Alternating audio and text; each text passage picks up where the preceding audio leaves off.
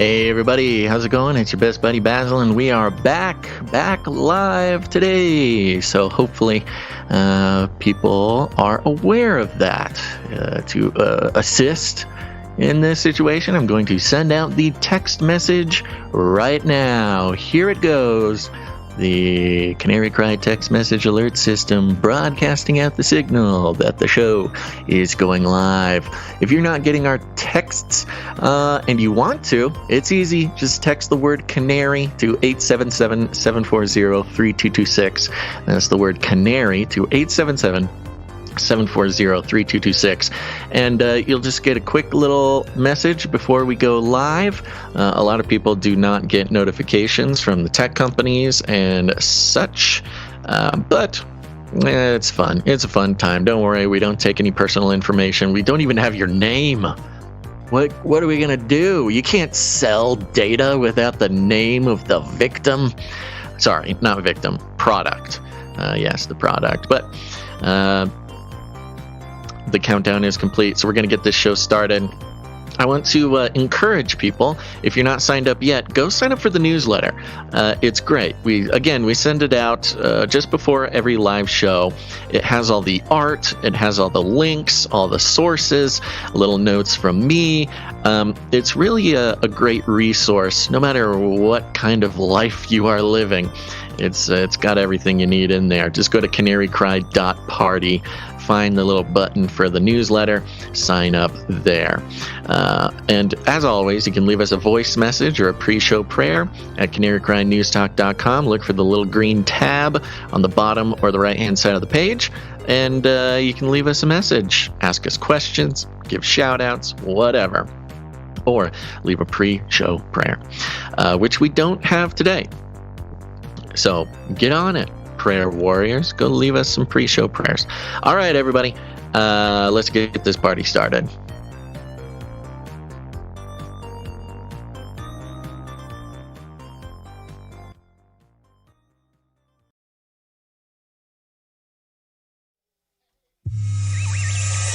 The world is getting crazier.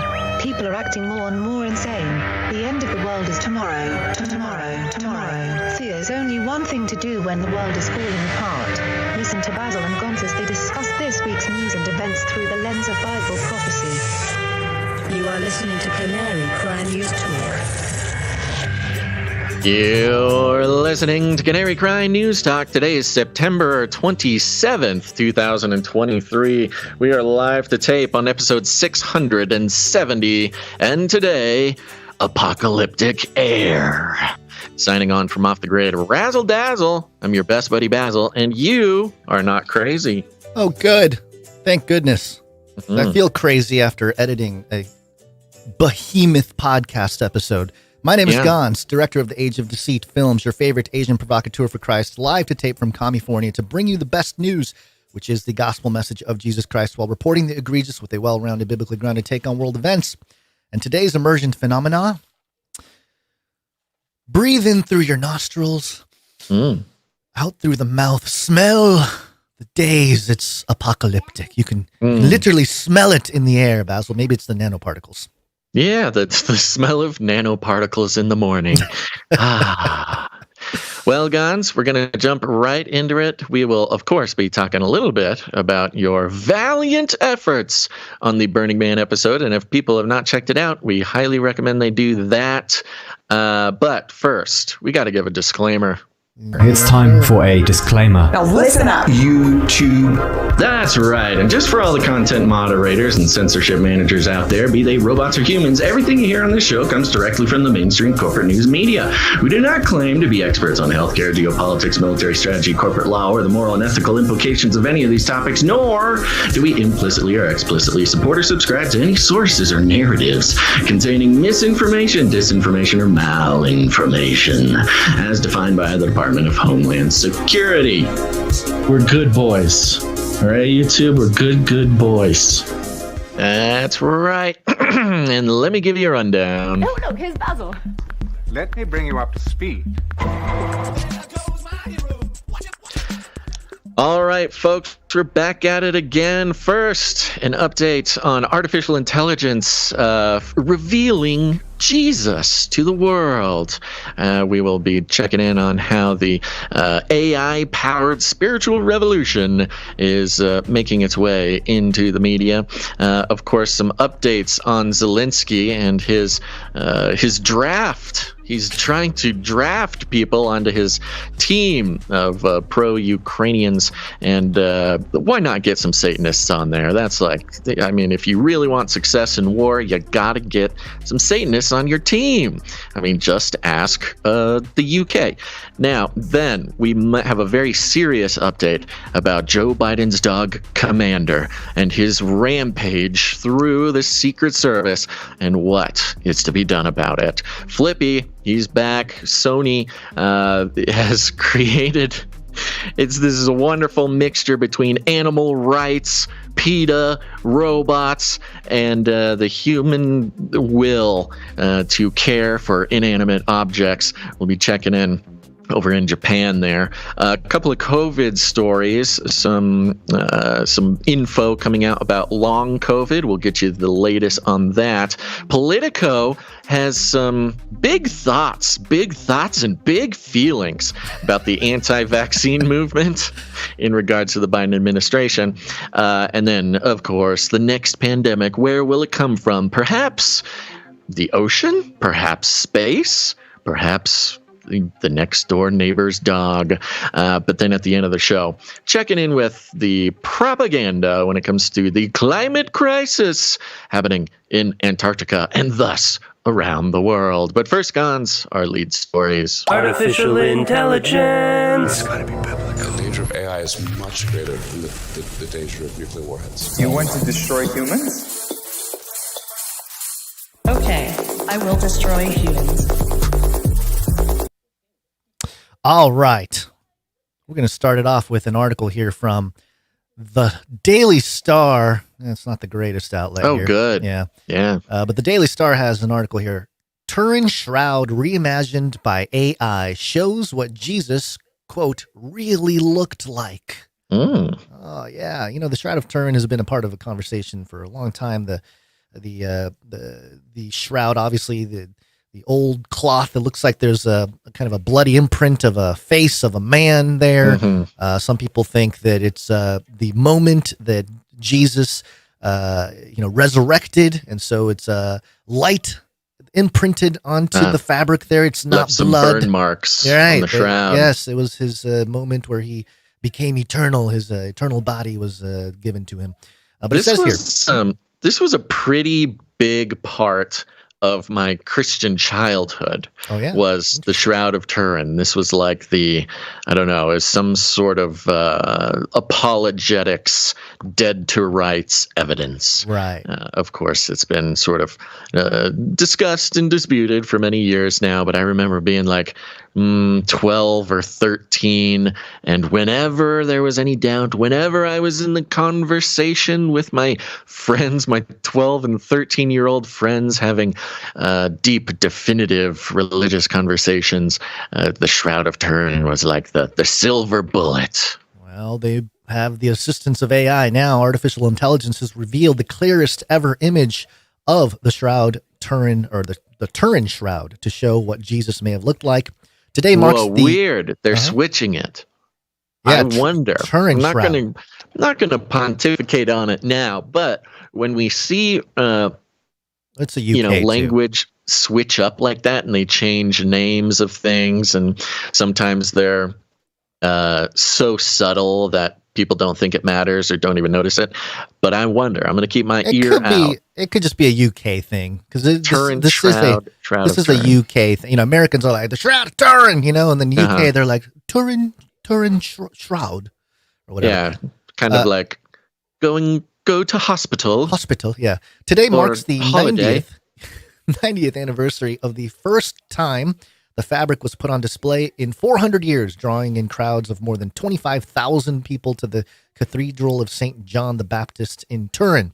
The mysterious and controversial item has been claimed by some to show the true face of Jesus after it was allegedly wrapped around him after his crucifixion. So they used Midjourney here and took some of the the data and created. I don't know why this page is not scrolling. It's weird. Interesting. Yeah. Okay. And they were able to come up with what they believe, or at least AI believes, to be the imprint of the person that was wrapped in the shroud. And, it's, I suppose it's a very, I don't know, it kind of fits the cultural image of Jesus, if you will. The long hair, he's kind of a little more fair skin, doesn't look like entirely Middle Eastern, although he could be. Got a beard, a little smaller in stature. I think there are, what's the passage from Isaiah that talks about how Jesus was, he wasn't much of a looker, basically, right? There's not like a lot of beauty going on with him, or looks going on. So, it does fall in line with that, but it's one of those issues for me where it's not that important. It's not that important, but people are going to debate it like crazy. Now we got the AI to sort of get in the middle of the conversation.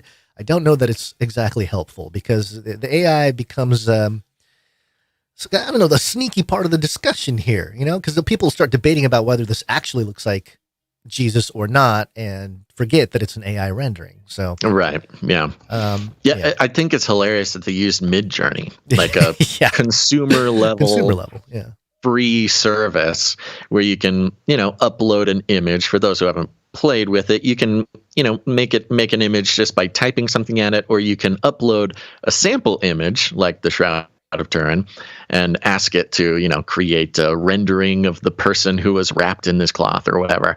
So it's like they didn't even have some sort of super special anthropological AI project that was funded by no, it's just Midjourney. A guy went to the website and typed it in. They might have had to pay a $20 monthly subscription or something to jump in there. Yeah, got to get that AI Jesus face to onto the headlines. And of course, this brings up so many eschatological topics that we don't have time to dive into. One being that the Antichrist will present himself as the long-awaited Jewish Messiah. And if that is to be the case, I remember Chris White talking about this in his book, and he wasn't sure if it was going to be a guy who's like, I'm Jesus, I'm literally Jesus, or if it's going to be, a little different, where it's like, oh, it's a guy who's fulfilling the Jewish prophecies, and he's the quote unquote real Jesus because he's the real Messiah for the Jews, kind of thing. Right. So, but it's again, talk about the image of the beast. It is interesting, and broader, sort of take a step back to it or from it, is not only is this image, created by Midjourney, but the data of the input, the moment, the question, the answer, all the metadata of the whole situation has now been entered into the AI mega brain. Right. Yeah. So it'll be referred to. Yeah, it'll be referred to later when other people, put in, show me the real Jesus, or, it's show me the fake Jesus, show me the whatever, it's just like part of the hive mind now. Yeah. Yeah. It's very interesting. I saw a lot of Christian well-known apologists and philosophers sharing this on Twitter and X or whatever. And, not necessarily agreeing or disagreeing with it, but it's definitely, the crossroads of religion and AI. It's been happening. We've seen stories about churches using ChatGPT and blah, blah, blah, blah, blah. Everyone's going to start using it, kind of like how Google was used, to start putting together sermons and stuff. And I'm not necessarily in the camp where it's like, oh, it's all horrible and it's all going to hell in a handbasket. I think long-term, absolutely. Short-term, as I've said, products like Midjourney and ChatGPT, they're really fancy, things, but they're not, I'm still not like super fearful about their implications, other than like maybe job some more practical things. Slippery slope. They're not slippery slope. GPT, is not sentient as far as I can tell. Midjourney, those things are very useful tools. Adobe Firefly, it's great for kind of generating some art real quick. It's not, it's not artificial general intelligence. Not like the Chinese. That's why it's going to catch you by surprise, Gons. Well, I'll That's know. why you'll be on your butt while we're all fighting the robot war. Well, when once the chitty brain goes online, then we'll really know. Because here we go. Yeah. Okay. All right. Not a single email. Nobody was upset about that, Basil. Let's sure. Yeah. Well, let's check in with Ukraine real quick. The other side of the conversation here. Yeah. Fight for Ukraine, new world order. Devil worshiper. He's a Satanist. Hanging out over in the UK still here, the Telegraph.co.uk. Headline, Zelensky asks Marina Abramovic to be ambassador for Ukraine. This is so bizarre. Mainly for me, Gons, because, we've been doing the fringy conspiracy-y, weirdo online stuff for quite some time now. Yeah. And when we first sort of became aware of Abramovich, it was so obscure, and she's just an artist hanging out with celebrities and satanic rituals and stuff like that. It was so disconnected from anything that the mainstream would even be aware of, back in 2015, 2016, stuff like that. Just learning about her for the first time, it was like finding sort of this secret priestess who had been living underground and now she's showing up in headlines regarding the sort of most important, maybe important's not the word, but I'll stick with it, most important geopolitical stuff going on, and her name is appearing in it. Is so bizarre. For those who need a reminder, Marina Abramovic, spirit cooking lady, kind of hooked in. She kind of became a center point during the Pizzagate era, 2015, 2016. That's when we all sort of learned about her. But let's see what Zelensky wants. Volodymyr Zelensky has asked Marina Abramovic, the performance artist, to be an ambassador for Ukraine. Ms. Abramovic, a fierce critic of Vladimir Putin's illegal invasion, said the Ukrainian president had asked for her help in rebuilding schools. Schools. Out of all the things you can do, look. You want to teach kids art, I don't necessarily agree with it, but that's one thing. Rebuilding school, rebuilding the entire education system under the Abramovich philosophy is a little troubling. I wonder if maybe we'll find out, but rebuilding schools, I wonder if that's like rebuilding curriculum or rebuilding the literal buildings. The temples where the children shall be sacrificed. Part of her history, of course, as an artist, there's in the spirit cooking stuff, there was a matter of designing spaces. There was a lot of like designing spaces for these rituals to be, and there was like stuff written on the walls in blood. Yeah, there was like goat blood everywhere. Weird architecture. There's all kinds of crazy stuff. And it's this, goes back to this connection between architecture and the occult. Its architecture at its core is like an important part of occultism and, of course, Freemasonry, stuff like that. But yeah, to get a famous satanic artist. Correction. She is not a Satanist. She's an artist, Basil. Marina Abramovic, the Guardian headline from like 2000. When was this? This is a while ago. The headline was Marina Abramovic, again, Guardian. I'm an artist, not a Satanist. Okay. All right. Yeah. Okay. That makes sense. And you actually made a really good point in the Burning Man episode about art and the difference between arts and doing art and craft, like actually putting something together when you're a kid, but then having intentionality and interpretive value to something which is art. So I think that even saying an artist, it's kind of like, oh, you're sneakily saying you're not an open Satanist, but at the very least, some kind of dark spiritualist, because you believe there's power in the messaging and the images and the symbols of blood and whatever on the walls and feces. Which she certainly wouldn't disagree with. Yeah, and you can call her an artist, and not a Satanist. But when her art is so blatantly Satanist. Like goat heads and stuff. Yeah, it's the continuing. Yeah. The 76-year-old Serbian is holding her first solo. I don't know why I put the emphasis sauce on the Serbian.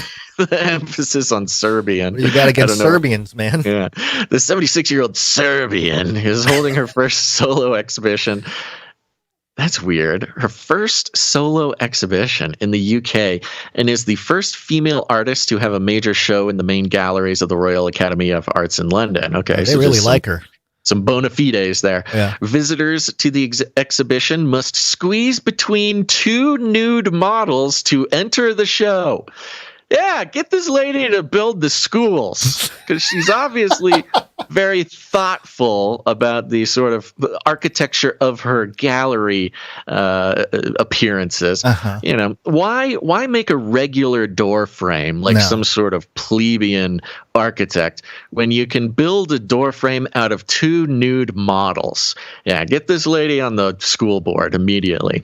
Visitors to the exhibition must squeeze between two nude models to enter the show, or opt to bypass what one journalist dubbed the naked gates. Yeah, good for kids. Naked gates. Ring, ring, ring, ring, ring. Recess is over, kids. Come back in. Come through the naked gates. Perfect. Quote, I was the first artist to support the Ukraine war against Russia and to give my voice. Wow. It is definitely a repetition of history, she said in an interview with the Modern Art Museum in Shanghai. Taking a lot of credit there. Yeah. Quote, I have been invited by Zelensky to be an ambassador of Ukraine to help the children affected by rebuilding schools and such. And such. Ooh, that's a pretty loaded and such, isn't it? Such. What do you mean and such? She added, quote, I have also been invited to be a board member of the Babin Yar organization to continue to protect the memorial. Yeah. Do you know what Babin Yar? Kind of looks like Babylon when it's spelled out. It does look like Babylon, yeah. The Holocaust Memorial Center to Jews murdered by the Nazis in Ukraine was damaged by Russian missile attacks in March last year. Ms. Abramovic installed her work Crystal Wall of Crying at the Memorial Center in Kyiv 4 months before Russia invaded Ukraine in February 2022. And look at this thing. Or at least this is one of the pieces of art. The four crosses at the Royal Academy of Arts. It's like it's a giant cross made out of squares. Is made of coal and has large quartz crystals sticking out of it. Visitors can touch the installation, which mirrors the Western Wall in Jerusalem. Interesting. Yeah. Well, there you go. It goes more into more of her work and stuff. But, you know, considering how the world sort of was first introduced to Abramovich during the Pizzagate era, spirit cooking, you know, Hillary Clinton type of phase. Yeah. To now have her and her art continuously. This was not just a one-time thing. Continuously sort of displaying occult themes, satanic imagery, nudity, stuff like that. Even some strange art with children sort of being depicted.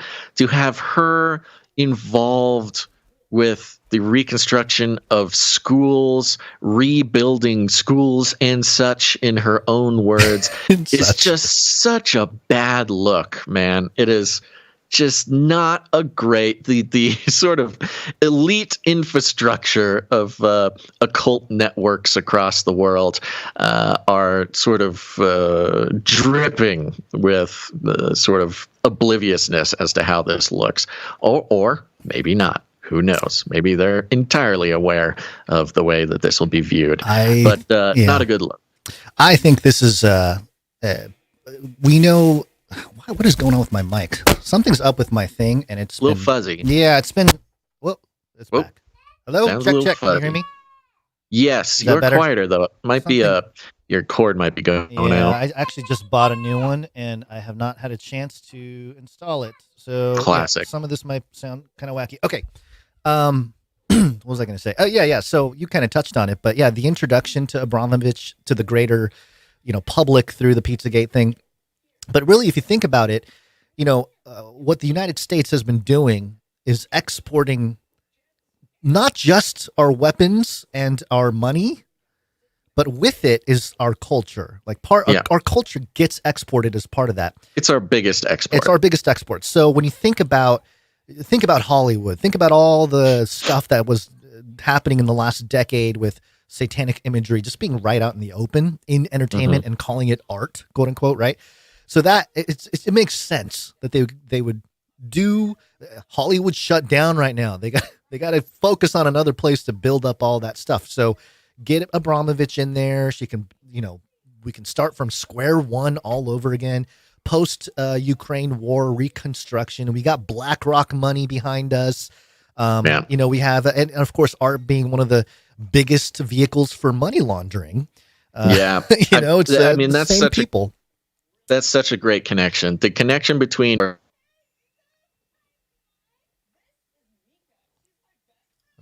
You there?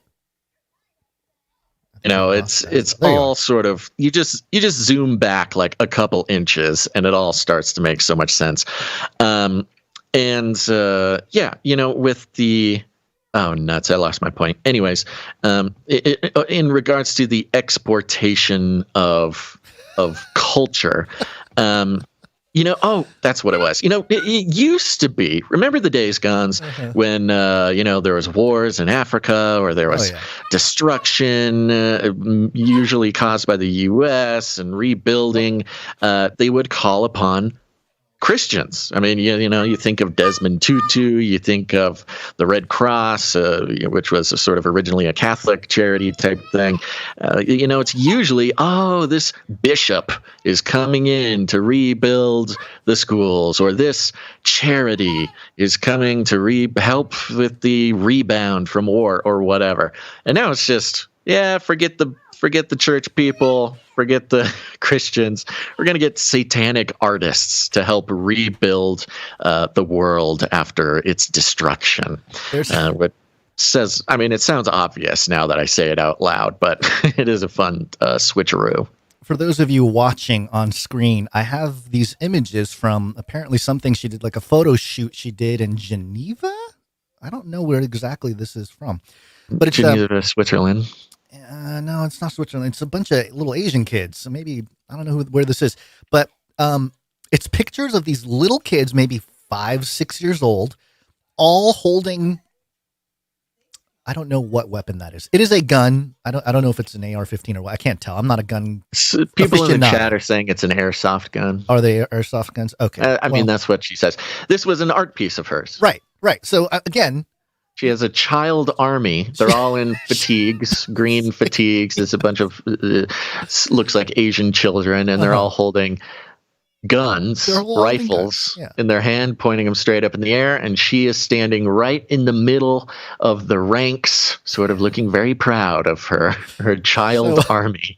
It would make sense then to have her be the education person to get guns and all take him out of the hands of Americans, put him into the hands of Ukrainian children. Just a quick, you can see in the chat here, Guns, there's a few people saying all the sound is going in and out. That might be a different problem than what you mentioned earlier, but check. Here I am. Keep it. Well, they say it's for both of us, so I think sounds like a streaming issue. Okay, real quick before we move on here, we need the update on the Biden's dog commander. Oh, here we go. Got hairy legs. Got hairy legs. Got hairy legs. Hairy. Got hairy legs. Hairy. COVID. This is the United States of America, for God's sake. Not a whole lot to say here. We've been following the trend for many years now. For yeah, we can say years. That's pretty at least 3 years, I want to say, 2 or 3 years, we've been following the saga that is the Biden's dogs, and not just a single dog. It's his whole family of dogs, some of which have passed on, and the drama that they cause, and perhaps the messaging being sent from the animal kingdom. This is coming from Yahoo.com. Joe Biden's dog Commander bites Secret Service agent in 11th known incident.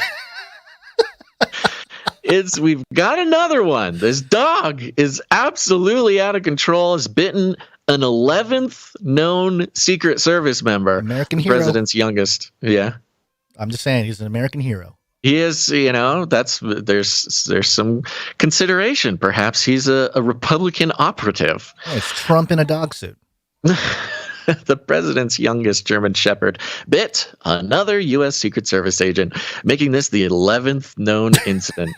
President Joe Biden's younger dog Commander bit another U.S. Secret Service officer this week. Commander, a 2-year-old purebred German Shepherd. Oh, yeah. Ugh, that's kind of loaded, but okay. Bit a Secret Service officer around 8 p.m. Monday. Oh, I love it when they give the exact time and day of this dog attack. I don't know. What were you doing at 8 p.m. on Monday? Because I can tell you what Commander was doing. I was trying to finish this Burning Man episode. That's true. You're probably sitting in the editing chair while this dog was feasting on the blood of federal officers. The injured officer was treated by medical personnel and is doing okay following the incident. Just okay. Not doing great. Not doing horrible. Yeah. Just okay. USSS Chief of Communications Anthony Guglielmi said in a statement to CNN, this recent incident would be the 11th known instance of the dog biting a Secret Service officer at the White House and in Delaware. And then it goes into some of the previous reports. Now, it's always been our theory that there's some, this is at least a coincidental metaphor that lines up with Biden's experiences as president. If not metaphor, perhaps messaging from either Commander the dog or God Almighty. Who knows? Previously, this sort of first became an issue during the Black Lives Matter riots and the dog attacks. I kind of interpreted to mean or to reflect how Biden was sort of classic corporate establishment Democrat, was losing control of the sort of radical left and, had no from what he may have thought as a little pet, a loyal friend, the radical left was turning on him. But now, I mean, it kind of follows the same interpretation, I think. This dog will just not stop hurting people. Kind of like Biden in the White House. Oh, yeah. Yeah. The number 11 is kind of interesting, too. The fact that it's getting headlines at 11 because in numerology, 11 is a master number. Ooh. 9/11. Master and commander. Master and commander. Yeah. It's a balancing of the spiritual insight from the duality, the one in the one, it's the whole thing. So, sure. maybe commander is weaving in some numerological messaging so that the media has to take it and run with it. So I don't know. I don't know what's going on over there, but better watch out. Better. This has to be the most violent president's dog situation. Oh yeah, in American There's a history. quote here. Yeah. One Secret Service agent characterized the dog as extremely aggressive. I believe it's only a matter of time before an agent or officer gets attacked or bit. Misunderstood. He's not being aggressive. He's just misunderstood. A spokesman for the First Lady, Jill's spokesman, says the First Family continues to work on ways to help Commander handle the often unpredictable nature of the White House grounds. It's sort of at least a metaphor for Hunter Biden. Like it shows the Bidens are like completely out of control. No matter how many steps they take to help their dependents, like their 50-year-old son or their dogs, no matter how much they try to control and it makes you question the childhood of both these dogs. They say these dogs, the pets in general, they sort of respond to the personalities the of their owners. attitudes. Yeah, exactly. The personalities of their owners. So, and you could say that's same for children. So, if Hunter's having so much trouble and Commander's having so much trouble, maybe there's something we don't know about the Biden private life. White House officials have previously said the environment, meaning the White House, is unique and often stressful for pets, and that the Bidens had worked on additional leashing protocols and training, as well as establishing those dogs off the human body sacrifices, the blood. Yeah, they need a robot, is what they need. They need a robot to walk their dog, because if the dog is on a leash, it's gonna bite whoever's carrying the leash. So either you need a robot dog walker, or perhaps Gons, robot dog. I was going to say, based on the Flippy update that we'll get to, we should do a Red Book prediction on which president, within the next few years is going to have a robot pet dog. The first robot dog. Yeah, it'll happen within the next. That will happen. It will be a part of. It'll be like in the final phase of the propaganda to get the public to accept robots into the home. Is there will be robots. It'll either be a robot butler or a robot dog in the White House. Yeah. Okay. With that, Guns, let's keep it moving because it is Wednesday. It is Wednesday, my dudes.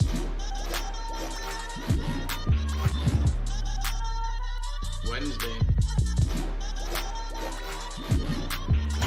Hey guys, know what day it is? It's Wednesday. It's time for the Canary Cry News Talk. Yeehaw!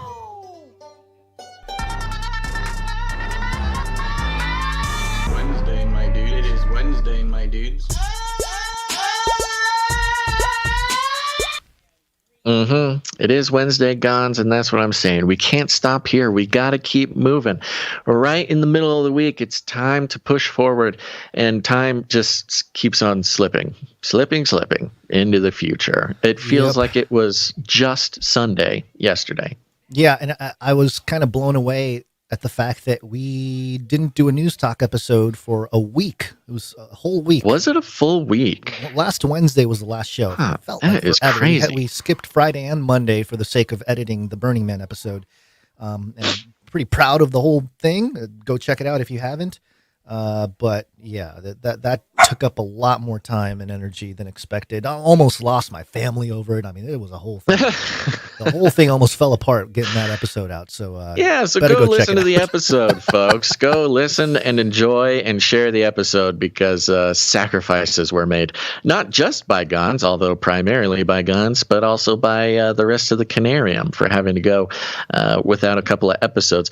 And of course, that's just kind of due to our own inability to set realistic deadlines because you sent out the email ready to publish on the 23rd and I'm like, whoa, you set a date. Like all those other crazy people setting dates, especially on the 23rd. I was just delivering the message that I had received from you, which I should have known better. I was to trust your timing. I actually fell asleep one night. I was supposed to edit after everyone went to bed. Well, went to bed with him, and I woke up. You fell asleep at night, Gons? How dare you? We've got producers out there. I know. It's the only time I can get stuff working. But I do want to say, just put it on the record, very, very impressed with what you did with that material. When I'm out there getting boots on the ground stuff, it's kind of chaotic and hectic and as much as I like to try to make a plan in my head for how the episode will ultimately turn out, it's really up to the editor, to sort of take all of the bricks that I brought home and put those bricks together into something cohesive. And it was a long one, folks. This is like a 5-hour episode, which is a fun throwback to a lot of our older work. And I did question why it was so long. And, there was some things in there. There were some recordings that, just to give a peek behind the curtain here, there were some of my recordings from Burning Man that I did not imagine would even make it in to the thing. Like I wasn't expecting some of those recordings to even make the cut or have any place in the episode. And you found a way. In fact, you not only found a way, but you perhaps discovered the best way to present the episode, not just informationally. First of all, folks, the episode is incredibly informational, but it also gives a really good sort of audio experience of what it is like being at Burning Man, because those two different things, and we have addressed those two different topics and presentations in the past in separate episodes, but it was a wonderful sort of conglomeration of the feeling of being at Burning Man and the data that we collected on our research trip there. So go check it out, folks. It is now on YouTube. It streamed yesterday. So the YouTube version is up, the RSS feed podcast versions are up. It's kind of everywhere. I'm not sure if it's is it on Rumble and stuff? It must be. Yeah, right? it's streamed everywhere. So, and on YouTube, you got to hit the live tab to find it. We might just upload it separately so it's under the video tab, but it should be everywhere. I would encourage people to share it with as many people as you can. I mean, it's, I know we're a couple weeks after Burning Man and kind of the hype has died down, but it did give people a chance to be sort of inundated and flooded with bad takes and, people who don't know what they're talking about running their mouth about Burning Man. And this is, I am convinced, the most informative and important piece of content created on the subject, and a wonderful mixture of both, a sort of emotional impact and an intellectual value to it. So go check it out, share it around, send it to your other favorite podcasters. I kind of want to hear from some other creators what they think. Especially Christian podcasters. I'm very curious send about. It to your pastor. Yeah, because one of the things that I wrote it into the text of the description, but this is really the what the Camp of the Unknown God is doing, and what you guys did out there is the bleeding edge of Christian apologetics in the 21st century. You guys are doing the foundational work of how Christian apologetics will probably look in the next 10, 20, 30 years, 40 years, unless the Lord returns. Yeah. So I think it's very important. As usual, we are way too far ahead for our own good. Yeah, that's true. That's true. Sort of the theme of our entire career is being absolutely correct just 10 years too early. Yeah, well, that's, it's not the worst thing. That's what watchmen do. We're up on a watchtower. We see a little further down than most people on the ground, and that's just what it is. So, there you go. Go check it out. Send it to your pastor. Send it to Christians. Send it to your church members. Whoa! Commander, no! Oh, no! Commander, no! Get out of there! My monitor just fell off the table. Hold on. Whoa. Okay. But other than that, folks, nobody cares, but I just need to say it out loud. I feel like they cranked up CERN or something, and time is just flying by. I cannot believe that we're almost to October 2023. Something is going on, and time is speeding up, and I feel my life swiftly rushing down the river as I try to helplessly grasp at stones to try to slow down for just a second. But doing this show is honestly, it helps. It helps. But if you're out there, we might need to start a support group for Canarians who are experiencing a rapid time flow. A time traveler support group. In fact, this is maybe the best idea I've ever had, and let's talk about that more later.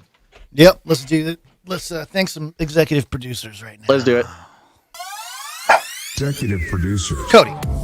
Yeah, folks, we are on the value for value model, which means we take no corporate money whatsoever. In fact, we eschew cartel and commie money while we're at it. We do not engage in the practice of selling your attention, your consciousness for our own personal gain to corporate interests. The show would not be able to be what it is. It would be horrible or perhaps even canceled by now if that were the case. But we are kept alive by the value for value model, which means if you get any value out of what we do, you can put value back in with your time, your talent, or your treasure. It's the only way that we have survived, and it's the only way we will survive into the future. So make sure to go check out more at canarycry.support. Yeah, sorry, not sitting down in front of the No, thing, but here we go. Canary.support. There we go. And we like to thank our executive producers at the top, because the executive producers are those producers who are putting in $100 of fiat currency per episode, or for any individual episode, which is very important to us, and is sort of the majority of the way that we are able to keep each individual episode rolling 3 times a week. And we like to thank them here at the top of the show. You ready, Gons? Yeah, sorry. No worries. I'm trying to get this 2-year-old to eat some food while we're here. Yeah, I mean, the multitasking that goes on during the show is truly astounding. So what was I going to say? Oh, executive producers. Yeah. We're going to start out by thanking executive producer Spiritually Minded. Hey, Spiritually Minded. Thank you very much. Thanks for coming in. Spiritually Minded has popped up a couple times recently producing the show, and is an old school producer, old timer, and we appreciate you coming back, Spiritually Minded. Executive producer Spiritually Minded came in for $183.33. Giving yourself away. Yeah, I wonder what. So 18,333, 18 being the Jewish lucky number, I think. 333. I don't know. Maybe they were born in 1833. Oh, that's probably it. And just so everybody knows, if you support the show with a nice round number, that's usually a sign that you prefer that we do not disclose the amount on the show. But if you don't mind us disclosing the amount, you make it some sort of funky number. And that's exactly what executive producer Spiritually Minded did here. Thank you very much for your support. Thank you very much. Where'd you find this? Next up, an incredible achievement by executive producer Sir LX Protocol V2 Knight of the Berean Protocol. And Sir LX Protocol comes in for $100.33 again. He's on a 215 episode streak, which is impressive. Streakalicious. Yeah, came in a few times for the past week. Of course, was supporting whatever came out, whenever the Burning Man episode came out. Thank you for that. But this is Sir LX Protocol V2, Knight of the Berean Protocol's 11th executive producership in a row. Executive streak. Master number. That's incredible. Do we have... Oh, we don't have an 11. What's the next one? 12? Yeah. Is that Walking on the Sun? Mm-hmm. Oh my gosh. An executive producer walking on the sun is unheard of. He is breaking new ground. He is keeping this show going. And of course, we're always excited to see executive producer streaks like this, because of course it supports the show, but also it means the Lord is blessing that executive producership. I mean, that is the executive producer. Makes our hearts happy to know that our producers are being provided for in their lives. So thank you very much, executive producer Sir LX Protocol V2 Knight of the Berean Protocol. Thank you very much. Mm-hmm. And as far as I can tell, that concludes our list of executive producers. Okay. And we appreciate them very much. Thank you very much. Do we have... real quick, I want to thank some supply droppers who came in. Ooh, supply droppers. Do we even have the supply drop jingles? Maybe ready? A Babysitter's Club jingle. Oh boy, you got all kinds of Either stuff one going on me. Let's do supply drop first. Giving you options. Supply drop. Yeah, folks, you know it. You love it. It's the Canary Cry Supply Drop. It's one of the most fun ways to produce the show, of course. When you commit to supporting the show for $33.33 a month, that's just $2.77 per episode. Not only are you contributing to keeping this show alive, and our supply drop producers are almost individually responsible for keeping the show going during the economic problems of 2023, so we appreciate them. But also, as a free gift for their commitment, we send them a big package of artist-designed, producer-produced Canary Cry gear that you can't get anywhere else. We send one every quarter, and the deadline for the third quarter shipment was extended through last weekend, and we got some people coming in, and we really appreciate it. I want to thank them now. All right. Starting. I don't remember if I did these two, but I'm going to do them real quick. Okay. Supply drop producer Jamie B. Jamie B. Thank you. Thank you. Thank you very much, Jamie B. We got supply drop producer John M. John M. Thank you very much. Thank you. Thank you. We have supply drop producer Sandra M. Sandra M. Thank you very much. No relation. Breaking the J streak. Yeah. Next up, we got Jared P. Is that with a G or with a J? A J. Jared. What is this? What is it? Jared P. P. All right, Jared P. Thank you very much. Oh, back on the J streak. There we go. And we got supply drop producer Elmo. Elmo. And last but not least, we've got supply drop producer Denise W. Denise W. Thank you very much. Thank you to all of you. Wow, that's a great group. Yeah. Yeah, it is. These people slipped in, and part of the bonus that they were getting for signing up was they will receive a DVD copy of Age of Deceit 1 as a bonus, because we had some left over from the print run. And, of course, quarter 3 will include a DVD of Age of Deceit 2. But it's not too late, folks. You can sign up for the fourth quarter supply drop, which will include Age of Deceit 3 and Gons. The countdown is on, because Age of Deceit 4 will be in the first quarter shipment of 2024. Keep that in mind. Will it? Keep that on your What's deadline. my deadline for that? Yeah, probably. Let's not pull another Burning Man episode where it comes out 5 months later. Because I had the plan is to release it in Q1, or I guess technically it would be Q2. Yeah. No, release it. April. You'll release it somewhere in January, February, or March. As long as it's done by like mid-March, we should be able to get it out in the shipment in time. All right, fire up all the AI accounts. I gotta get AI to do most of the editing for me. Oh, great! Yeah, that's what we need. The AI, keeping everybody abreast of the New World Order, Nephilim spiritual warfare connection. Okay, I think that's what we will do, and we are done. Heads up, just a quick heads up. Listen up, folks, and hopefully you didn't skip this, especially if you are a Texan, a Canary Cry Texan, which so many of you are. We love you, Texas. There was a last-minute meetup, a last-minute flyby meetup has been planned by Organized Sheep in Austin, Texas, today or tonight. I should probably get the exact time correct, but you can find 1 the p.m. info. So it must be going on right now. Oh, it must be going on right now. Okay, wow. Well, big shout out to the Austin Meetup. I don't know if you guys are streaming right now, but they hopefully some people made it out there. They're at Suds Monkey Brewing Company in Austin, Texas. If you're in Austin right now, head on down there, meet up with some other Canarians. You can email organizedsheep@proton.me for more information. Big shout out to the Austin Meetup. Yeah. Okay, good. That's it. Let's keep moving. All right. Well, let's move into a Flippy update. We like to move it. Oh, hold on. Don't worry. I'll continue to sing the very good song from Madagascar. I like to move it. Flippy update. Do you want fries with that? Yeah, it's the Flippy update, folks. Flippy is our colloquial name for the disembodied robot arms that are taking our jobs, enslaving our children, and flirting with our spouses.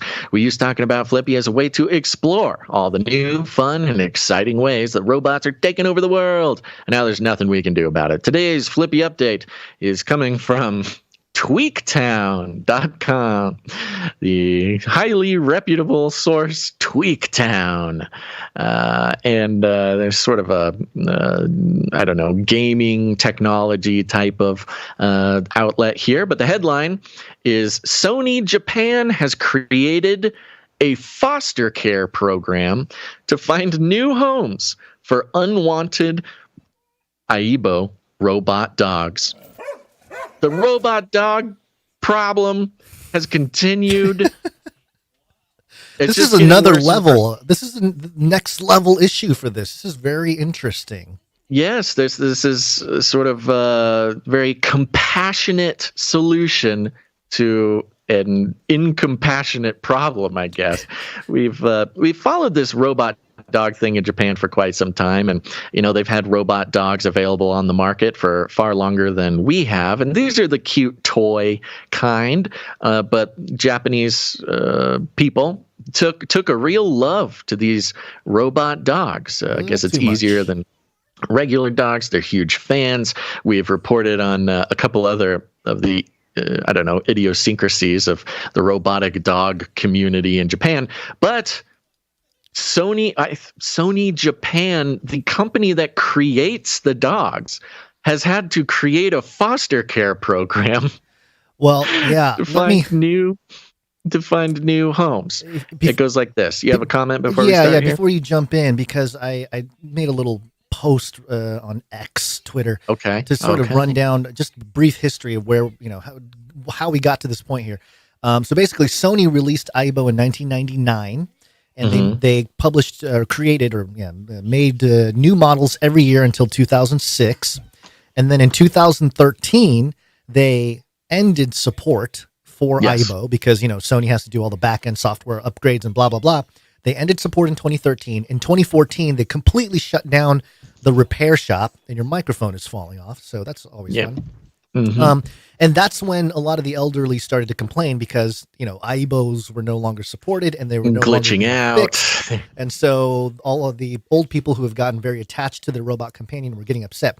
The story we reported on in 2018 was about the Aibo funerals.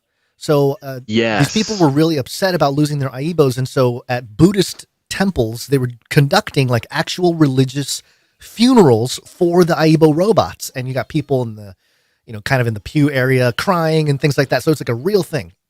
And then there was another one in 2018, and that's the same year that they released the new model, which is the ERS 1000, which is the particular robot in question, or in the, is that one made of liquid metal? No, but it apparently outlives its elderly people, and now they need to have a foster system to get them into the homes of the next generation of elderly that are lonely. I mean, the robot love propaganda that is so strong in the United States. I mean, there's a big resistance against the robot love stuff in the United States, but Japan has absolutely been in love with these robots for quite some time. Yeah. The article goes like this. It turns out even robot dogs grow old or can no longer be cared for, as Sony Japan is launching a special Aibo foster parent program to find new homes for aging ERS 1000 Aibo robot dog companions. The ultimate goal is to reduce e-waste. Not because they're for real dogs, and the only alternative is to put them down. Oh no.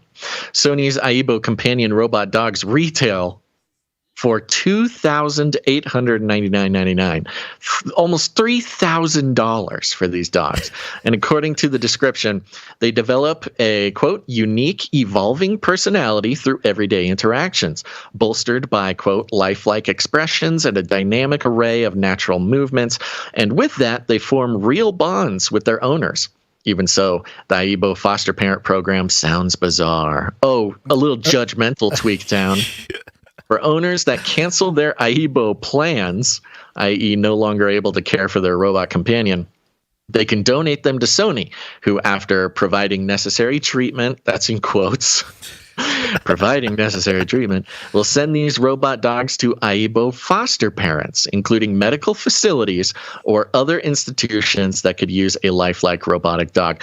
You know, the human race has an incredible ability to create connections with inanimate objects that require their emotional investment. as if we didn't have like other things that we could be putting our emotional energy towards. Well, I don't know. It's not just an inanimate object, though. It's a corporately controlled product. Spying device. Yeah, right. And it's incredible that, you know, humans can make a connection like this. It's just interesting in sort of a, I don't know, philosophical or scientific way. But then to put corporate sort of, here's the thing. They have got to be making money on this somehow. And we've seen that the robots, the in-home robots, almost 100% of them have been discovered to be basically spying devices. Yeah. And so you say, okay, it's a corporation. They are legally obligated to make money and not lose money for their shareholders. They cannot do something that does not have a return for the shareholders. It is literally illegal for them to make bad decisions like that, or knowingly bad decisions. So having these robots in homes must, again, fiduciarily obligated to have a way of monetizing them. And who knows, maybe the foster parents pay for it or something, but more than likely, these robot dogs are little cute spying units that not only, you know, will keep an ear out for when you're talking about buying a new Swift or Wetjet or something, and so it can be advertised to you, but because it's got this emotional element, not only can it listen to your wants and needs and report that back to advertisers, but I almost guarantee that it is analyzing the interactions that the humans have with them, 100%. Gauging their emotional states and their personalities that are being categorized and monetized for sort of the corporate megalith. I mean, it's almost a guarantee that this is happening. Do you remember one of the details during that 2018 report was that these Aibo, they had I think it was like a programmed, what's the word they used? Where they misbehave, mischievous. There was like a programmed mischievous phase that these dogs would go through, and it kind of created this. I don't know, the desire, not the desire for the human, but it forced the human to kind of be more present and interact, and because if you have a mischievous anything, child, animal, you're more engaged, right?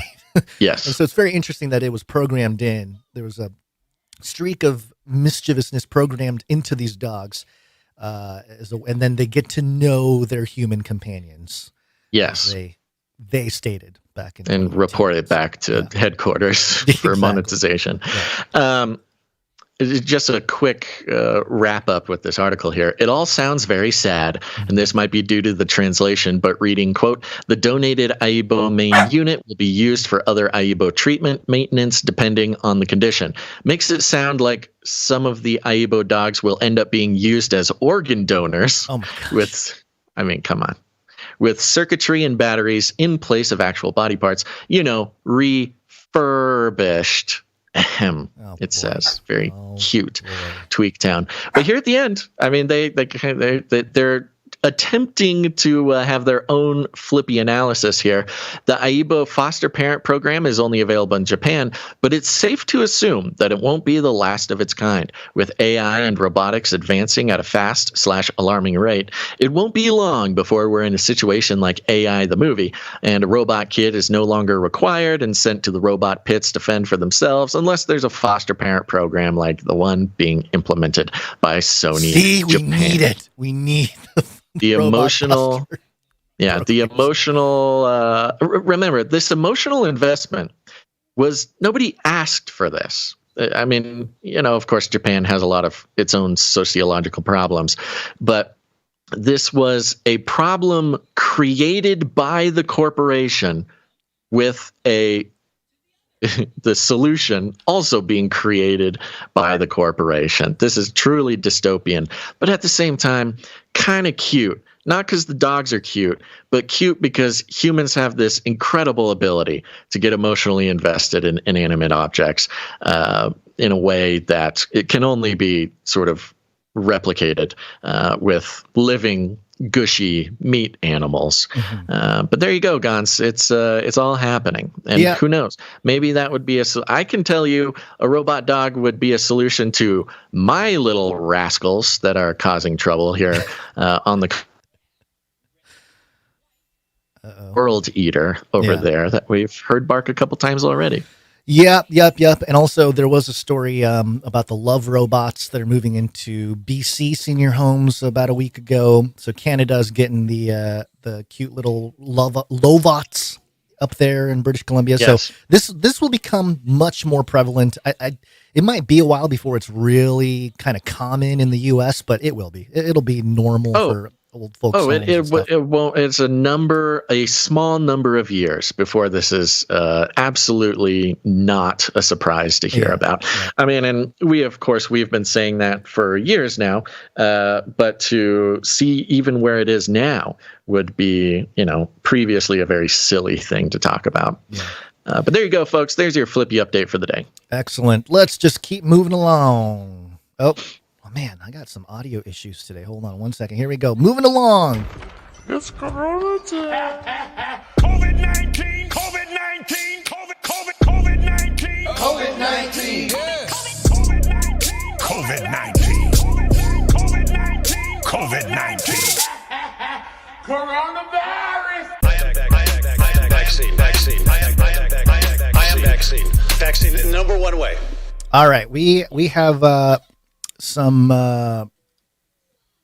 couple of COVID stories here. This first one I want to set up the Politico article that we have, but this is we're not going we're not going to get too deep into this, but I thought it was important and a great example of the problem that we're having here with science, the whole idea of science, the institutional or the methodological components of it. This is coming from abc7.com. Battling long COVID? About 18 million U.S. adults have had it, CDC says. And this... I love it. I love how they ignore, on almost all COVID-related things, they ignore any new information coming out. Well, and try to time travel us back to 2020. So I can't wait to hear this. Yeah, so I think the timing of everything here is very interesting. So let me just get to the part here that is of question here. Millions of Americans say they have had long COVID, and many say they're still battling it. At the same time, scientists are making progress in creating a blood test to detect this condition. New data from the CDC reveals the wide reach of long COVID on Americans. Then they mention some statistics here. The National Health Survey found nearly 7% of adults, roughly 18 million people, reported ever having long-term symptoms, and nearly 9 million say they are still dealing with it. Besides the brain fog and fatigue, long COVID can present a constellation of symptoms. A constellation, Basil. High heart rate, chest pain, shortness of breath, and the inability to do any work, says Dr. Purvi Parani, who treats patients at the COVID Heart Clinic, the COVID Heart Clinic at Loma Linda University Health. So did they get rid of, here it is. So they have the source here. They mentioned that there isn't a test that confirms long COVID. That sentence is written in this article. There isn't a test that can confirm long COVID. But in a new journal Nature paper, scientists at Mount Sinai and Yale, Skull and Bones, discovered certain immune markers, and cortisol levels were different in people who have had long COVID compared to those who don't. That's hilarious. If I may, just real quick. Cortisol levels, that is the stress hormone. Yes. The hormone caused by stress, and also I think causes stress. I forget which way it goes.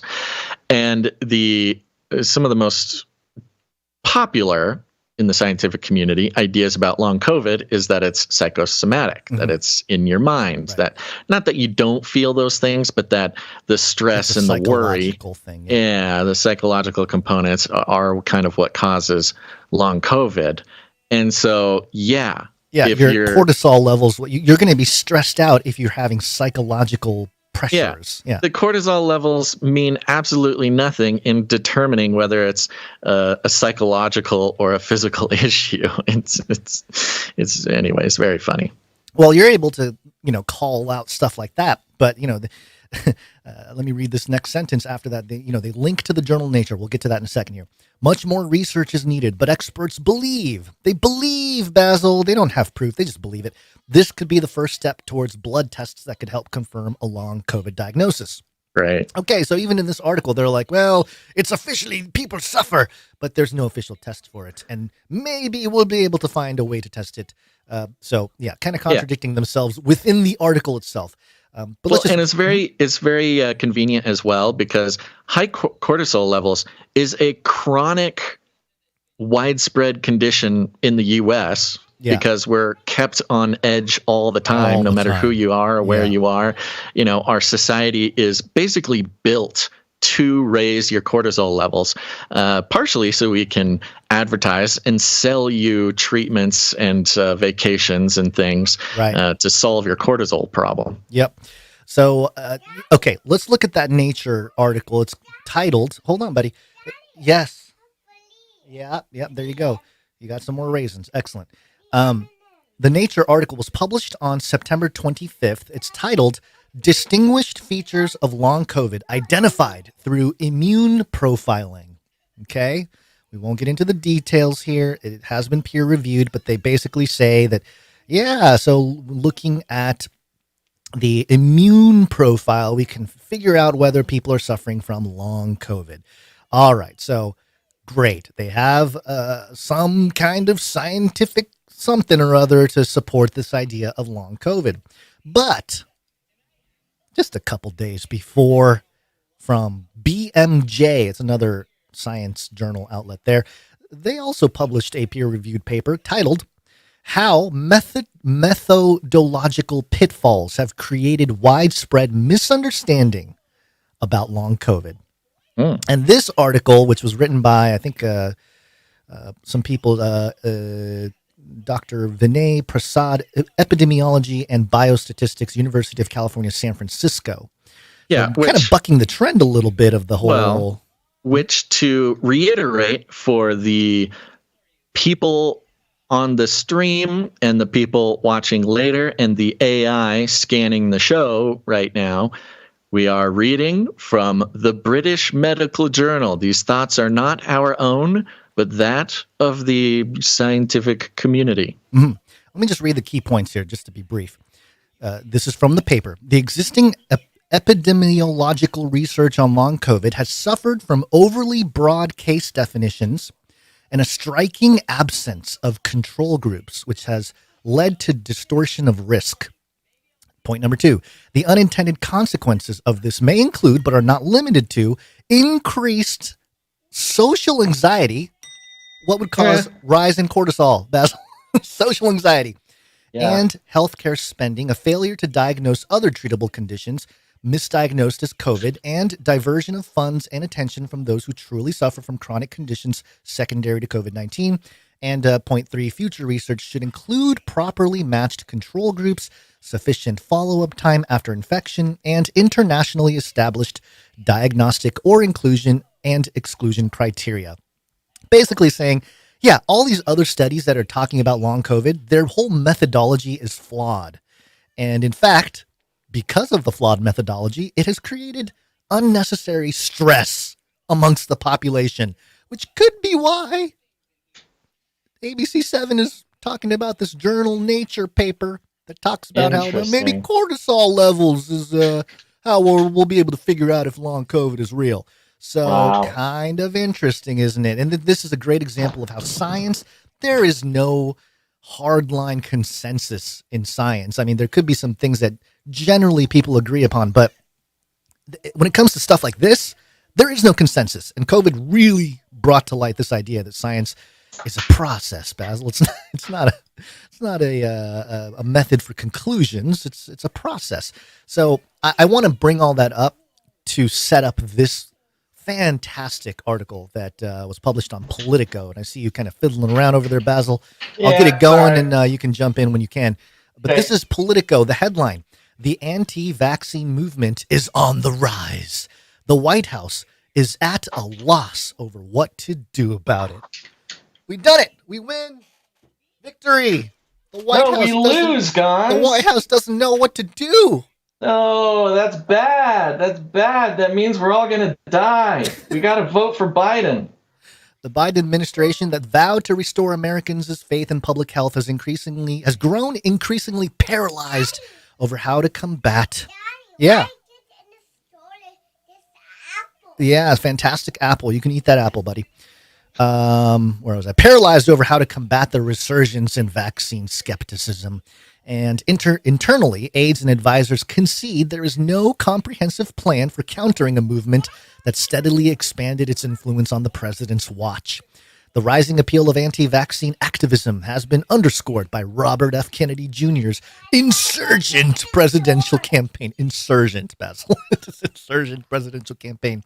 And fueled by prominent factions of the GOP. The mainstreaming of the once fringe movement has horrified federal health officials. Oh, federal health officials. Didn't we have a fun little thing about Satan federal health officials? Right, Satan federal health officials. Okay, who blamed it for seeding dangerous conspiracy theories and bolstering a COVID-era backlash to the nation's broader public health practices. But as President Joe Biden ramps up re-election campaign centered on his vision for a post-pandemic America, there's little interest among his aides in courting a high-profile vaccine fight. Probably because they're going to lose, and even less certainty of how to win. Kind of hard to win when the facts aren't on your side, I suppose. Quote, "There's a real challenge here," said one senior official who's worked on the COVID response and was granted anonymity to speak candidly. Quote, "But they keep just hoping it'll go away." That's the White House strategy, Basil. What's your strategy for combating anti-vaccine information? We just hope it goes away. We hope it just goes away.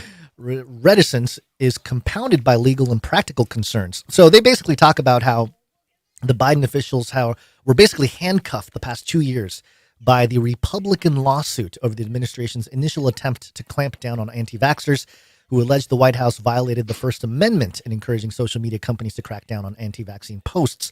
That suit, they believe, has limited their ability to police disinformation online. Oh no! The Constitution preventing the government from spying on or doing some kind of authoritarian move on social media and American posters on social media. Okay.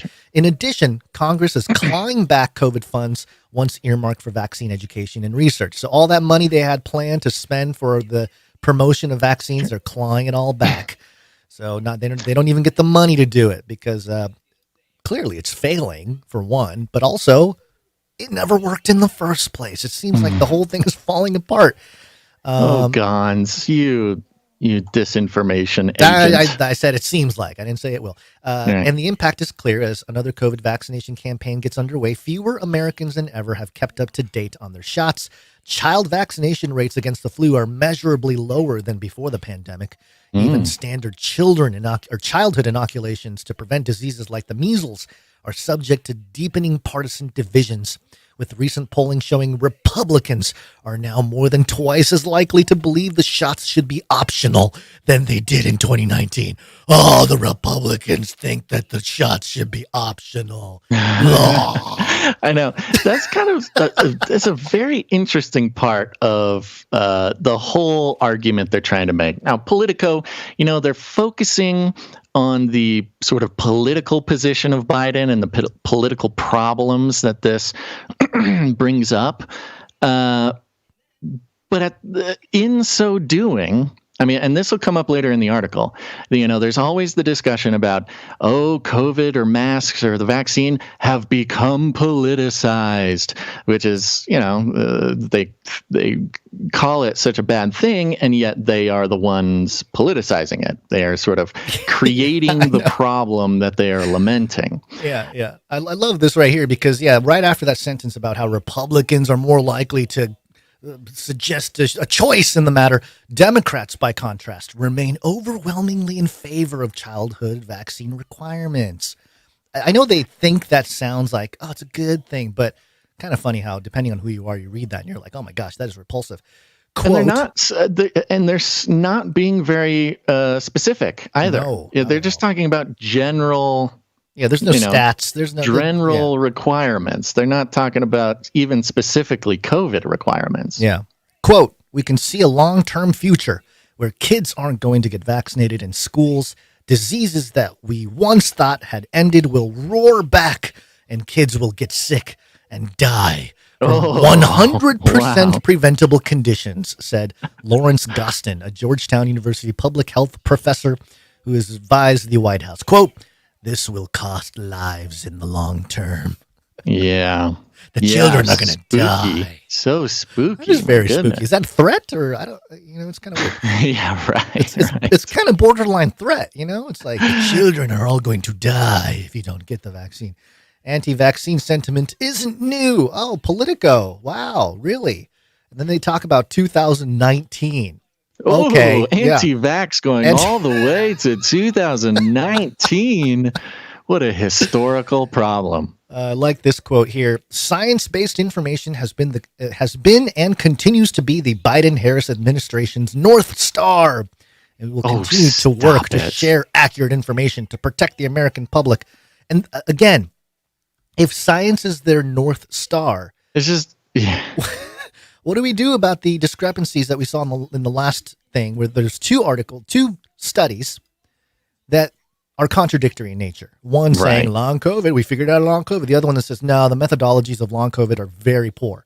So if they're going to lean on science, what are you talking about? You talk about the politicization of anything. Talk about masks or vaccines or COVID or whatever, origins, whatever it is. It's obviously being politicized relentlessly. Yeah. And we can argue about who's politicizing it, but the media is eating it up either way. Yeah. The illusion that the science is settled. Yes, that is sort of that is the entire basis for politicization. It would not be politicized if the science was settled. Yeah. And the problem is that it's really unfortunate that I have to fear losing our YouTube channel to state the obvious from sources from the British Medical Journal and other official places, to say the words that the science is not as settled as they need it to be effectively politicized. In fact, calling the subjects politicized is actually an attempt to minimize the fact that the science facts aren't is not on settled. their side. So just make it sound like that it is, because nobody's going to check. Yeah, and it's look, I'm not sitting here saying that everything that the government puts out about science and health policy is wrong. That's not what I'm saying. What I am saying is that they really wish that the science was more black and white than it actually is. Right. And when you're the government and you wish something, you sort of just make it true. And that goes... Yeah. No, that's not just about this either. I mean, that includes, Trump. That includes Biden. That includes anybody in politics. It is... Something is not politicized until a politician makes it so, and it's an attempt to cover up a lack of actual scientific consensus. Right. And again, that's not my opinion. That is what you see when you actually look at the science. Yeah. Let me for the sake of time, this last part is really the kicker for me from this article. So it talks about all the issues they're having. Yet the Biden Health Department no longer has the resources to run the sprawling network of community-level initiatives that proved effective in boosting trust in the vaccines early in the COVID response, as congressional support for COVID funding has dried up. Remember the TikTok influencers? Remember all that? No more funding. Those still trying to make headway lamented the inability to keep up with fast-moving conspiracies spreading across social media, leaving them overwhelmed by the flood of myths and misconceptions that gain traction before the government can mount a response.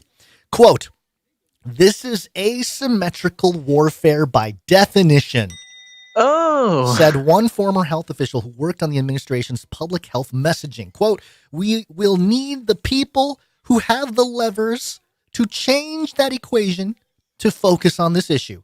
Listen to this. No, let me finish. Yeah. Being right is wildly insufficient to win a public debate. Wow. Being right is wildly insufficient to win a public debate. Wow. Oh my goodness. To see it written in black and white that they consider the public acceptance of government COVID information as warfare. Yep. They are 100%. Being explicit about it, that they are not, that is not a metaphor. He is explicitly saying that it is literal warfare. By definition. By definition, which goes back to what we've been harping on fifth generation warfare. Right. Warfare is not what we have grown up thinking it is. Yeah. And that's not metaphorical or allegorical. It is literal warfare. In fifth generation warfare sort of definitions, that it's not even between nation states all the time. It includes corporations and is primarily fought on the battlefield of public opinion. And again, that is not a poetic way of saying it. That is the literal way they define fifth generation warfare. And they are explicitly saying in Politico, we are in a fifth generation war, and the war is for the minds of the people. Which that cannot even be a controversial statement. That is just a statement of the facts. Yeah, I mean, there's more to dig into here. They kind of jump into the past and I mean, I think we get it. That's the important part there. Yeah. And just to follow up, a quick thing about oh my gosh, the next pandemic special here. Oh, it's real quick, because yes, just gonna mention. DailyMail.com.uk. Researchers in China discover new virus lurking at the bottom of the world's deepest ocean trench. Oh, good. Yeah, just to get the bullet points. New virus from sediment in the Marianas Trench, group of islands south of Japan. Japan. Virus infects and replicates inside bacteria that are usually found in the deep ocean. So watch out, bacteria. It's bacteria COVID is coming for you. And that's the long and short of it is. But we're always keeping an eye out for the next pandemic threat because we, want to participate in the the sort of crowd intelligence that will help the government respond properly to viral threats. We don't need gain of function research. We have viral threats coming up from the ocean. Let's focus on that, folks. Come on, let's band together. We need to. I think it's interesting. One notable part about this, it being off the coast of Japan, is it's sort of geographically in the line of flow from the Fukushima radiation stuff. So this could be like a radiation evolved or whatever, radiation, I don't know, adjacent based virus that is now. Or maybe supercharged. It was like a normal little bacteria. It got nuclear power. Yeah, it's like a Marvel superhero story. Yeah, exactly. A Marvel villain. Yeah. So keep an eye out for that, folks. Don't drink ocean water in Japan. Sure. The other aspect of this from scripture, you obviously have the beast with 10 horns and 7 heads that rises out of the sea. Mm-hmm. Maybe this bacteria evolves into a ginormous beast. Yeah. That carries the kings of the world on its head. Yeah, you figured it out. Yeah, you figured it out. There you go. Let's take a second. How should we do this? Let's thank some producers. Let's thank some producers. Go through all that, yeah. Value for value. We take no money from corporations, commies, or cartels. I want to start out. I'm going to run through some of our financial producers who made this episode possible. We appreciate them very much because value for value, man. That's why we're still alive. Yep. And I want to start here with producer Geraldine. Geraldine. Geraldine. Geraldine came in with a nice round number and a note here that says, "Hey, Basil and Gons from Geraldine. from Strange O'Clock Podcast. Ooh. You guys set the podcast standard. God bless. Wow. Oh my hey, goodness. That's very nice. That is. I love getting notes from other podcasters. Yeah. That's very kind of you to say, Geraldine. Strange O'Clock Podcast. I'll have to go check them out. I like the name. That's a very cool name. Strange O'Clock is a good name. All right, we'll check you out. Thank you very much, producer Geraldine. Yep, thank you. Next up, we got producer Paul S., who increased their monthly support to a nice round number. Appreciate that, producer Paul S. Paul S. We also have the return of producer Julie S., who came in with a nice round number. We appreciate that very much. Sent a note that is not to be read on the air. Okay. Thank you very much for that note, Julie S. Thank you, Julie. And then, of course, we've got producer Malik W. Malik. Yep, Malik. On a streak, 21 episodes in a row, 21 gun salute.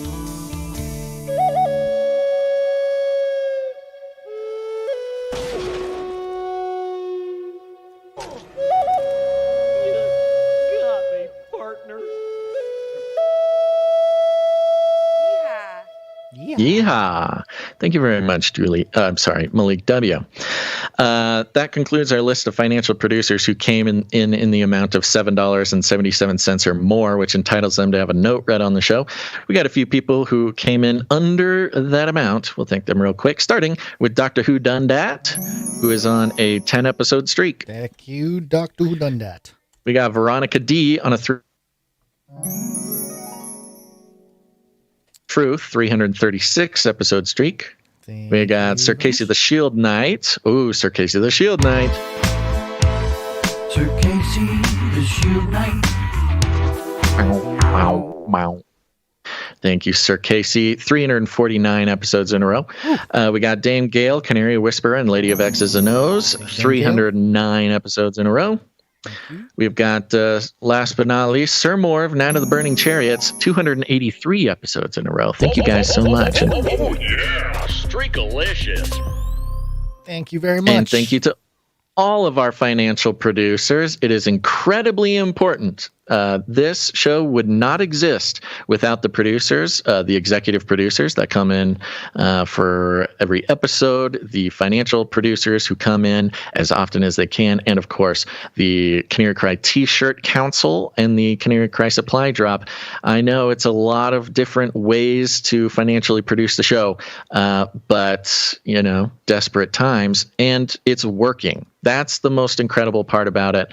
The value for value model is working, and we are more grateful than ever that we have not succumbed to the corporate funded model that would make this show impossible, frankly.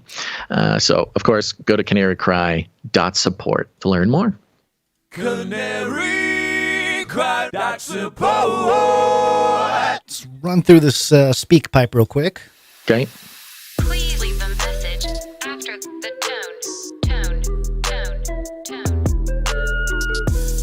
At the tone, please record your message. Leave a message. Beep.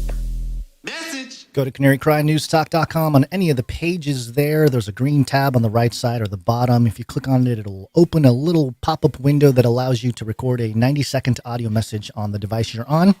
It'll send it to us, and we can play it for you all. Or if it's a private message, let us know right at the top so that we don't play it publicly. We have a few to catch up on here. We're going to start with Rochelle. This was from last Friday. Happy Friday, Canarians. So, September is always a very hopeful month for those conspiry, fringy, rapture people. I know we're the minority. We're only 30% of Christians, but no matter what you believe, the Bible says Jesus is coming back to be king. Amen. Welcome to the end of time. King of kings, come blow my mind. I'm ready for the seventh day. Satan chained up out of your way. Please, God, let your kingdom come. On earth, let your will be done. Sing praises as I see the sign. All is lost, but I feel fine. The world and the evil sway. The devil comes to dance and play.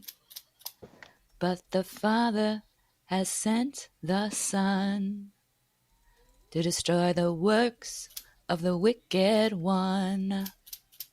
Stay strong for Jesus. Thank you very much, Rochelle. Good to hear from you, and sorry for the couple days late on that one, but appreciate it as always.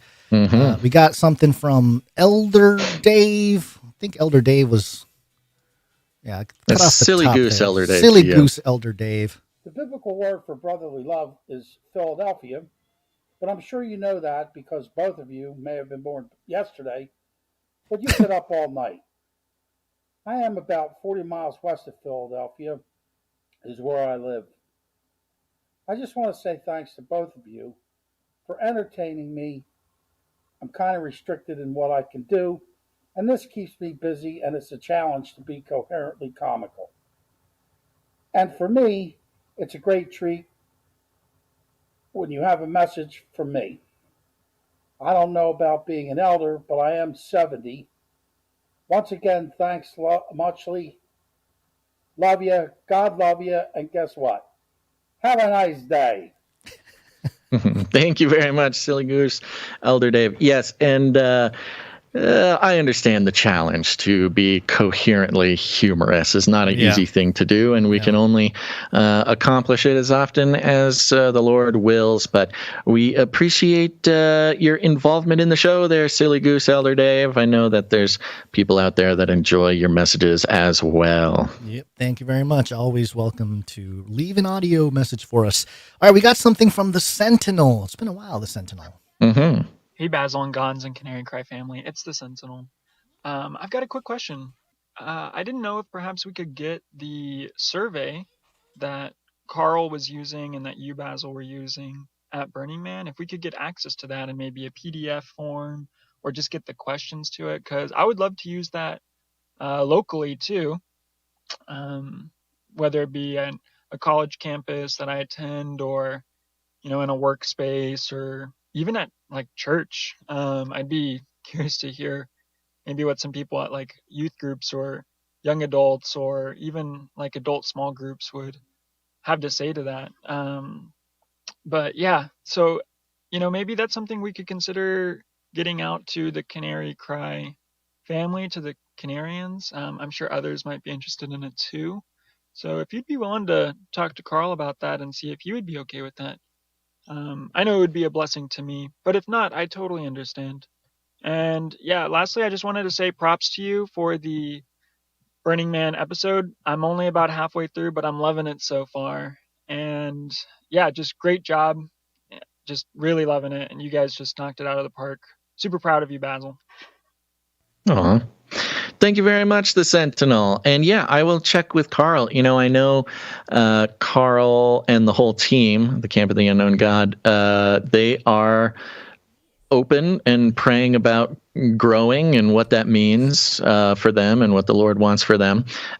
We talked about, I can't remember if it was off or on tape, but talked about, making a route for people to get involved in that kind of research. I'm sure making that survey available is not a problem. But send me an email just to remind me, and I will check in with Carl, see what he thinks about that. But yeah, if anybody's interested in, if the data in the Burning Man episode interested you and maybe inspired you to want to get into something like that, I know that there's a lot of interest in sort of, putting a team together, seeing who would be interested in volunteering and what kind of stuff could be accomplished. Thank you very much, the Sentinel. Thank you, the Sentinel. All right, one last message here from Cool Runningsman and Senjus. Hello, Basil and Gons. It is I, Cool Runningsman. And I'm Senjus. And we wanted to leave a brief message on the speak pipe today because we're coming up on the eve of our, check the calendar, 2nd year anniversary. And also, in case anybody didn't get the memo, it actually is some pretty incredible news. Me and Senjess, it was on the table. We were thinking about we would have to move to Canada because of the vaccination requirements. But actually, God performed a miracle, and Senjess was able to receive a green card in the mail without an interview and without vaccinations. Wow.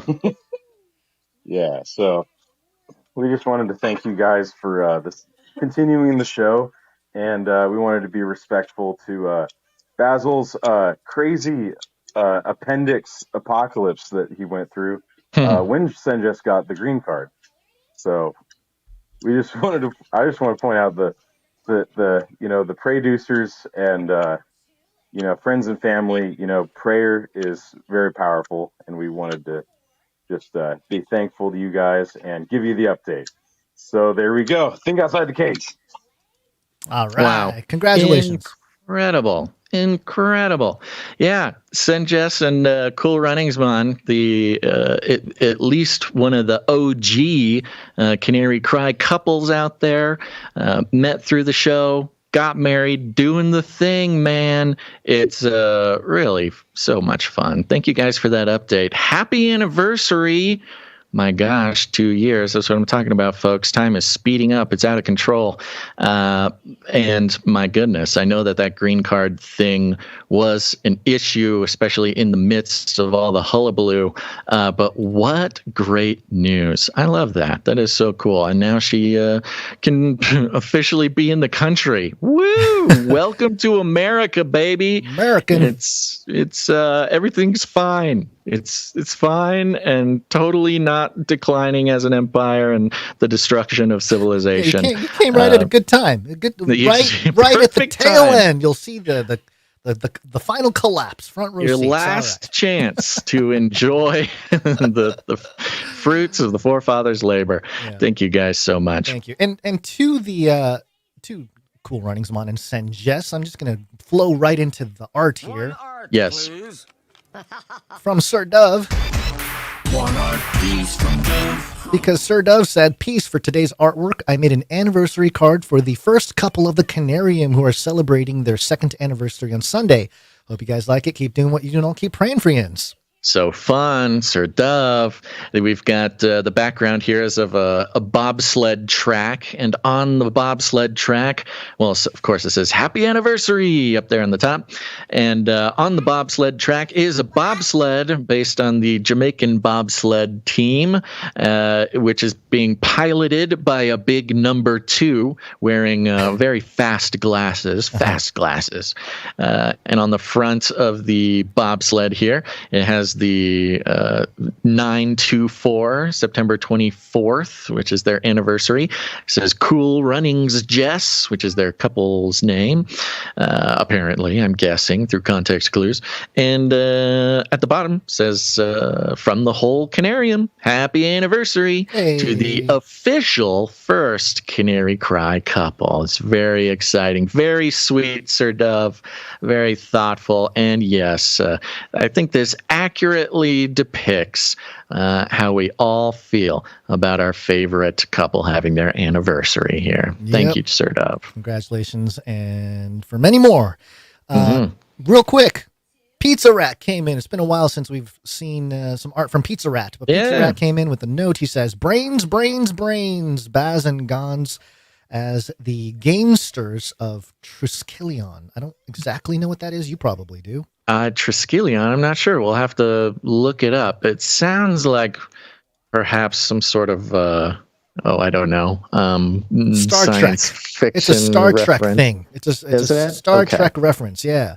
That makes sense. Yeah. Well, this is a really fun piece by Pizza Rat here. You've got 2... just luscious looking brains. Of course, my brain is looking nice and pink. Yours is looking a little orange, Gons, but, Racist. Fatherhood is difficult. The Basil brain has a big VR headset with googly eyes on it, expertly offset, like mine continually end up. Yours is wearing your famous prayer hat and your glasses, and done in impressive sort of Old English font. We got Basil and Gons, CCNT, and a little pizza rat down in the corner, which is the way he signs his artwork. This will look great on some thumbnail artwork. Oh, yeah. Thank you very much, Pizza Rat. Thank you, Pizza Rat. Okay, real quick, audio production. We got one. Audio production.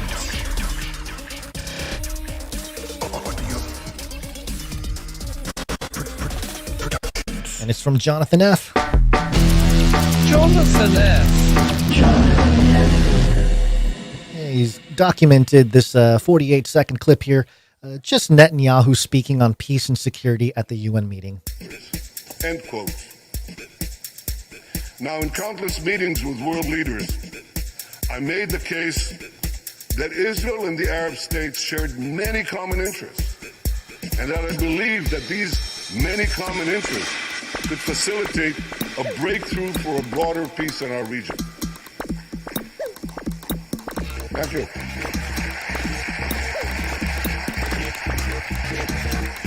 Well, you applaud now. But at the time, many dismissed my optimism as wishful thinking. Their pessimism was based on a quarter century of good intentions and failed peacemaking. Fun. I like that beat. Again, bringing me back to Burning Man, constant drumming of hypnotic EDM music. Thank you very much. Thank you. Okay, we got one microfiction, and I think we got to get out of here. So, real quick, microfiction. You got a child you got to pick up from school here. I do. Microfiction. And it's from Rung Smash.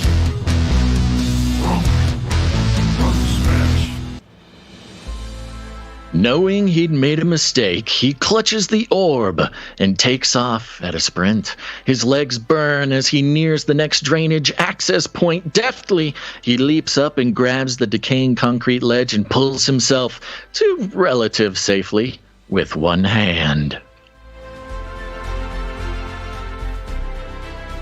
I wonder if it's a robot hand. Oh, thank you very much, Runk Smash. And remember, if you're a creative person, if you have the imagination of a child and need to express your love for the show or whatever, you can go ahead and upload.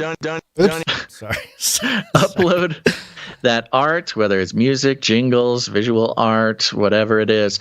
Go to canarycry.art, canarycry.art, and you can upload that to our spreadsheet, which allows us to put it on the show, canarycry.art. And if you have an article you want us to take a look at, go to canarycry.report for that one.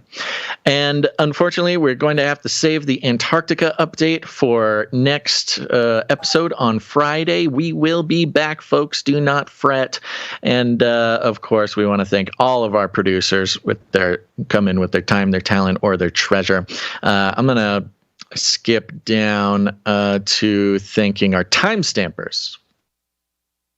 Hold on. Dog barking, trying to pack at the same That's time. Okay. I'm scrolling. Timestampers or Clippies? Which one? We're doing Clippies, timestampers? Whatever. I was trying to save time. But. Okay. This is here we go. Where's the sound? Clipping all those videos. Thanks. Yeah, go check out the Canary Cry Clips channel, Canary Cry Clips channel over on YouTube and Odyssey. And thank you to the Clippies for all the work you've done for those channels. Is this show nice and clipped up and smaller and more digestible there for sharing and research purposes? And I'm hoping that we'll be able to ramp up the clipping again here soon. But thank you to our current Clippies and to any future Clippies who want to get involved in clipping the show. Very basic process. Send us an email at canarycryradio@gmail.com. But thank you very much. And that's only possible because of the timestampers. Timestamp, it's hard work. Timestamp.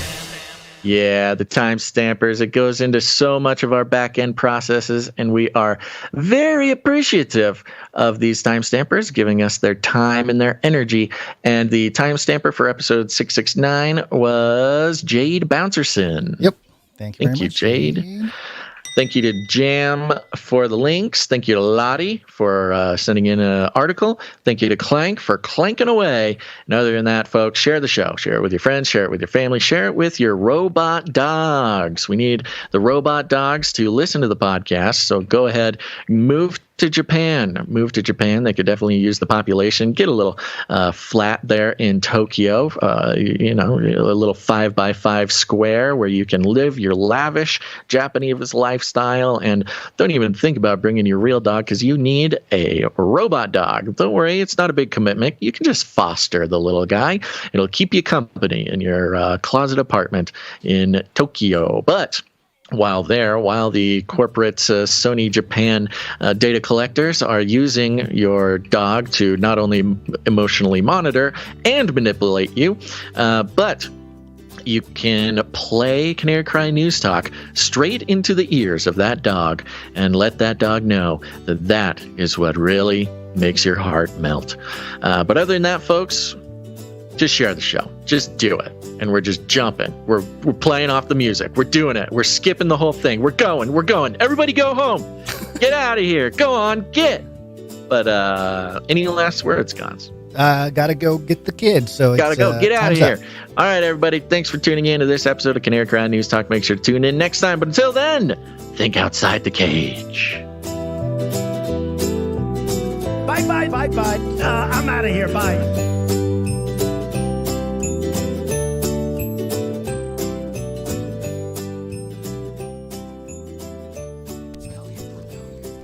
Take no money from corporations, commies, or cartels. Canary cry, that's a power.